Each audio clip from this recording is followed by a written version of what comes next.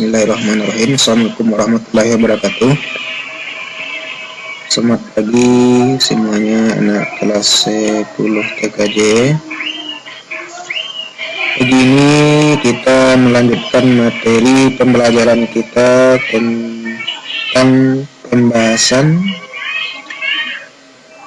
kompetensi dasar 3.2, yaitu perakitan komputer. Nah, pada materi sebelumnya kita sudah membahas atau mempelajari perangkat komputer. Ya, jadi untuk merakit tersebut kita harus memahami dulu perangkat-perangkat yang terdapat di komputer, terutama perangkat kerasnya atau perangkat hardware. Nah, untuk pertemuan kali ini anak-anak Bapak kelas 10 TKJ harap memahami langkah-langkah merakit sebuah komputer. Nah, apa saja yang perlu kita sediakan sebelum merakit komputer? Selain menerapkan kesehatan keselamatan kerja, kita perlu menyiapkan pertama memilih mainboard atau memilih papan induknya. Apa yang kita lakukan dalam memilih papan induk? Yaitu mencocokkan papan induk tersebut dengan prosesor yang akan kita rakit atau kita install. Nah, apa itu prosesor? Ya, pahami perangkat-perangkat komputer.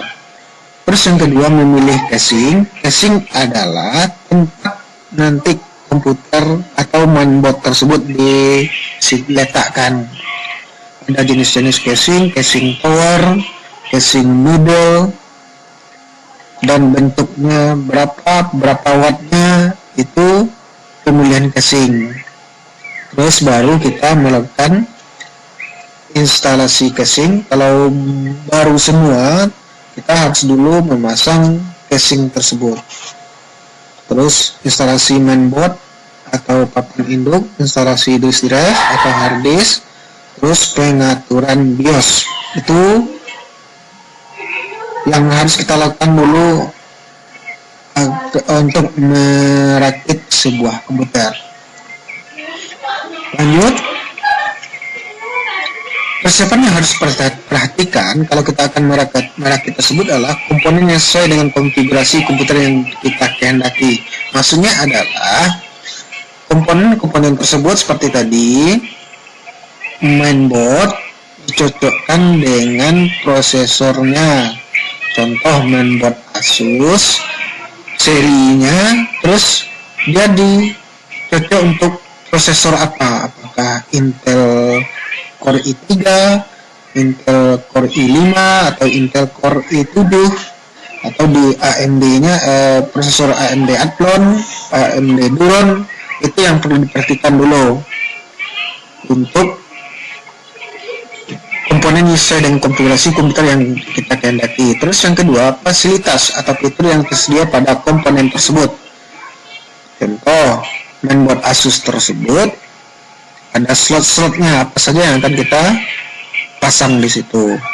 Selanjutnya, tersedianya komponen pengganti jika terjadi kerusakan, dukungan perangkat lunak atau device driver. Tersedianya komponen pengganti jika perangkat utama tersebut rusak, dan support atau dukungan dari perangkat lunak atau istilahnya repair. Memilih mainboard,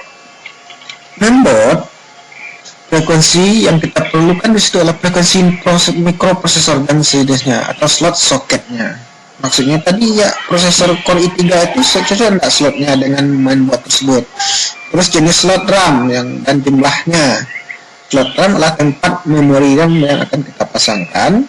Jenis slot ekspansi, ISA, PCI atau ADP. Slot ekspansi adalah slot tempat kita menambahkan atau PGA card-nya di slot apa yang akan kita tambahkan, LAN card-nya di slot apa yang akan kita lakukan, atau AGP.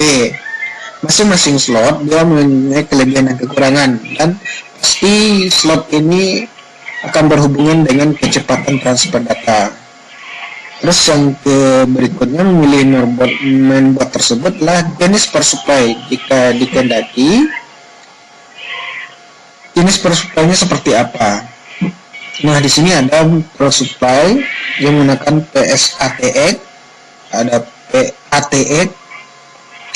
Maksudnya adalah kalau dia ada 3, ada TX. RTX itu artinya kita sistem operasi tidak bisa mematikan komputer, terpaksa kita tekan tombol on off itu mematikan. Sedangkan ATX kita langsung bisa mematikan dari sistem operasi, shutdown biar langsung mati. Begitu pun dengan PS ATX. Terus yang kelima, ketersediaan ID konektor floppy disk, tapi ini nggak dipakai lagi floppy disk ya, parallel port, serial port, dan apakah onboard atau tidak. Nah, perlu penambahan dalam pemilihan mainboard.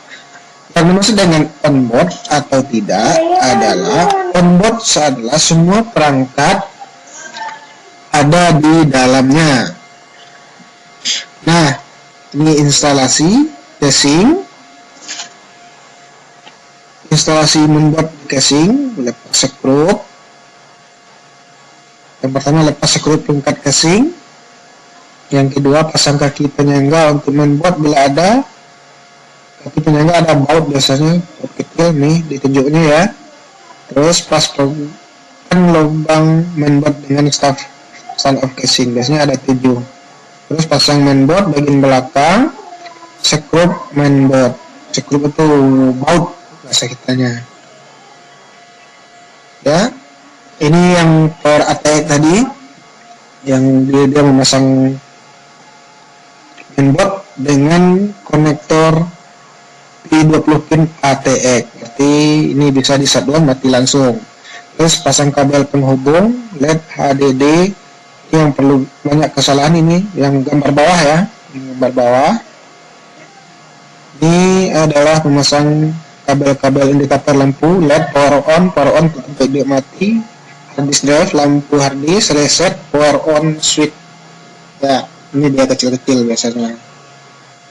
Terus instalasi mainboard, instalasi komponen, pasang mikroprosesor atau prosesor ya istilahnya, sesuai dengan soket atau damper, hubungkan kabel cooling dan kabel cooling atau pan, pasang modul RAM, grafik atau VGA card, pastikan dengan benar terkunci memasangnya. Terus langkah berikut, instalasi RAM nih ya, memori RAM, pasangkan pegang pinggirnya, tekan sampai bunyi klep pada penguncinya. Selanjutnya instalasi CPU atau prosesor tadi ya. Nah, ini dicocokkan dengan mainboard tersebut. Untuk diperhatikan memasangnya. Ya, ini harus kita ulang-ulang terus ini.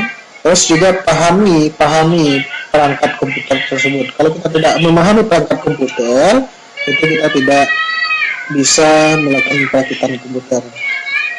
Karena sama alat saja tidak kenal, bagaimana kita akan merakitnya. Lanjut, hard disk itu yang dasar, itu adalah hard disk kabel data namanya. Ini hard disk ini juga ada lagi sekarang. Terus ada lagi nanti hard disk SATA. Nanti sekarang ganti hard disk ada SSD. Jadi nanti sambil berlanjut kita akan memahami perangkat komputer terus. Ini damper di hard disk, maksudnya ada master slave,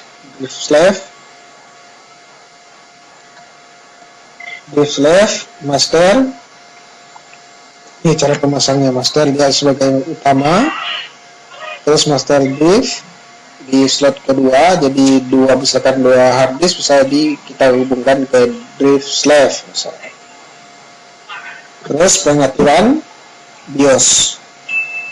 BIOS artinya adalah ya bagian yang penting dalam kita merakit komputer. Ini BIOS biasanya kepanjangannya ini BIOS ini biasanya berjalan pas kita tekan tombol hidup mati atau on off. Dia yang pertama itu akan berjalan BIOS terlebih dulu, baru sampai masuk ke sistem operasi Windows.